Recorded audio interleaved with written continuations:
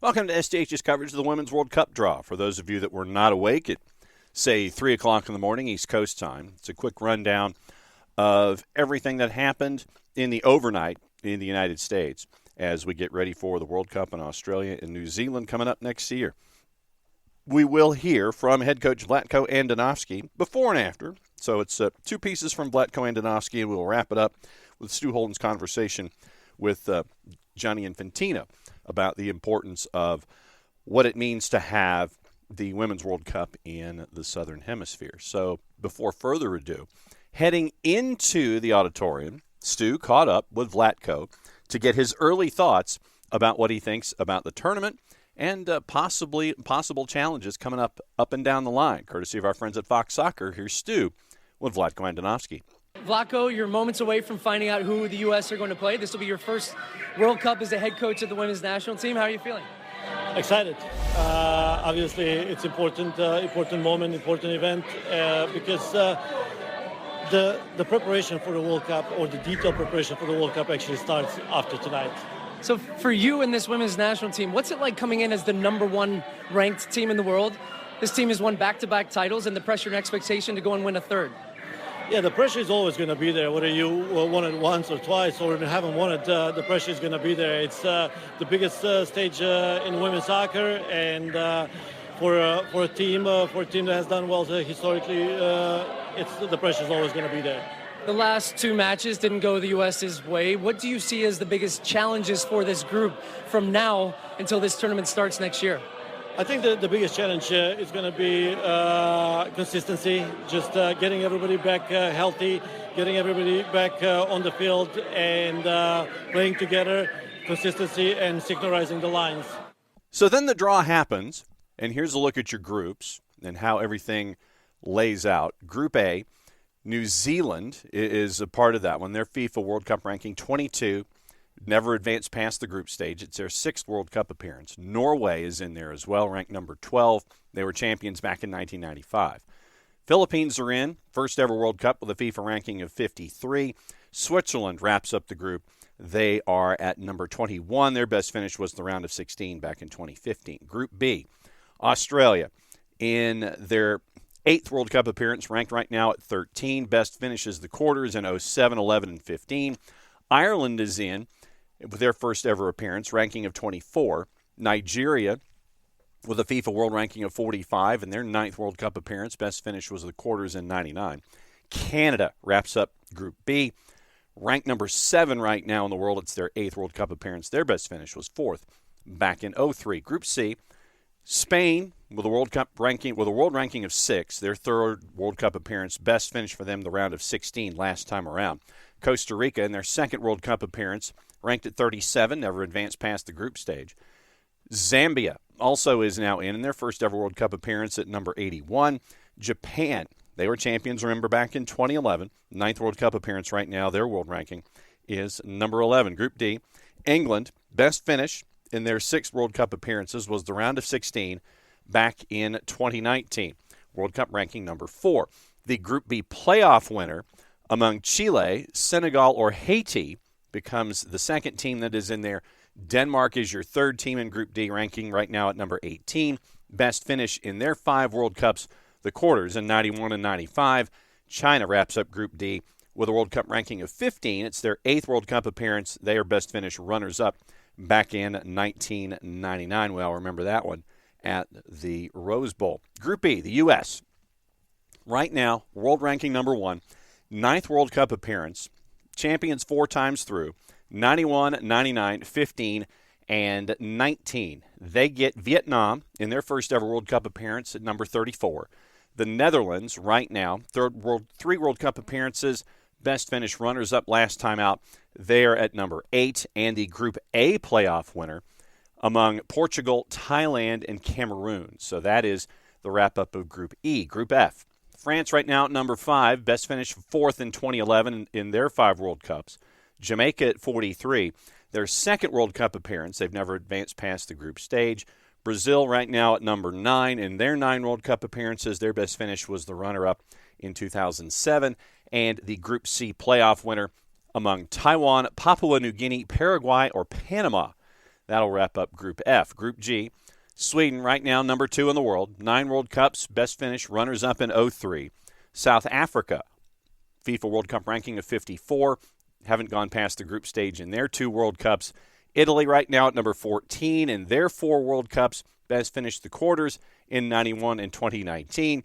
Argentina in their 4th World Cup appearance, they've never gone past the group stage right now. They're ranked at number 29. So, Group H, Germany, ranked number 3, 9th World Cup appearance, best finish, champions in 03 and 07. Morocco, in their first ever World Cup, right now it's number 76. Colombia, right now in their 3rd World Cup, best finish for them, the round of 16 back in 2015, with a world ranking of 27. South Korea is your 4th member in Group H, 4 World Cups, round of 16 was their best finish back in 2015, and their FIFA World Cup ranking currently is number 17. So, since we mentioned the before, here's the after. The group draw comes through. Stu Holden, once again, catches up with Vlatko Andonovski, courtesy of our friends at Fox Soccer. Here with U.S. coach Vlatko Andonovski. Your initial reaction to the draw? Excited. I think that we got a good but somewhat tough draw. But I'm excited about it because, like I said earlier, this is when the real preparation starts. I think when you look at the group, the matchup that stands out is the rematch of the 2019 final against the Netherlands. Talk a little bit about that lineup.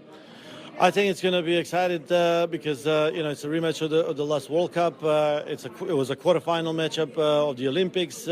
So it's 2 quality teams playing against each other. It's going to be a good game.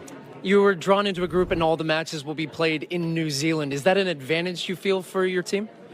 We're actually excited that we're going to stay in one side of this tournament for the most part. And so far, being here in New Zealand, they've been very, very good hosts, very nice hosts. So we're really looking forward to it. The draw's done. You know your teams that you're going to play. You know where you're going to play. What is the plan from now until this tournament kicks off next summer? So the first step is to finalize the base camp, hotels, and then from there is the actual preparation details. You had some nerves and some excitement coming in. What are your feelings now after the fact? Now it's about getting to know the teams and getting ready for it. So it's not just getting ready for the tournament, it's getting ready for the actual opponents. Vlatko, thank you. Best of luck. Thank you very much. A lot of folks torn on the idea of the group of death and where it may be. But when you look at it right now, could it be F with France and Brazil paired up against each other? You end up with those 2. You've got the group with the United States. Group, you got the U.S. at number 1. You have the Netherlands at number 8, so that's 2 there as well. You end up in Group D. You've got 3 teams in the top 20, plus your Group B playoff winner. So that one has the look of a possible group of death. And so that one may end up being it with those groups right now placed very, very highly. England at 4, your Group B playoff winner. Denmark at 18, China at 15. So by default, it may be Group D with something resembling a group of death. So to wrap up our coverage, now that the groups have been put in their positions, once again, Stu Holden catches up with Gianni Infantino, and he asks about the importance of what it means to have this World Cup in the Southern Hemisphere. I'm joined now by FIFA President Gianni Infantino. Gianni, this is going to be the first Women's World Cup in the Southern Hemisphere. Explain why that's so important and why you feel the World Cup coming here was the right move. Well, I think it was the right move. You are here now as well, and you can experience it. It's an incredible, warm country in terms of welcoming the whole world, New Zealand, Australia. Likewise, it's important to go everywhere in the world. It's important to come to the Southern Hemisphere. Because we have to make football truly global, and not just with words but with action. So we are here, and we will experience the best Women's World Cup ever. One of the big things you've talked about is the continued growing of the game, the expansion of the Men's World Cup. This edition of the Women's will be the first time 32 teams. Why is that so important? It's important because we need more than just the usual teams participating. We need to make the game bigger, and to make the game bigger you need to allow everyone to have a real chance to participate. Today the level of men's football, women's football is growing everywhere in the world. But if you keep them out, then they turn to other sports or other activities. And of course, we want everyone to participate in the best sport in the world, which is football. So we have been growing to 32 teams for the Women's World Cup, to 48 for the Men's World Cup. Let's see what the future brings us. Mr. President, thank you. We're hoping for a good draw for the United States. Can you promise that for us? I will promise a good draw for the United States and for the 31 other participants as well.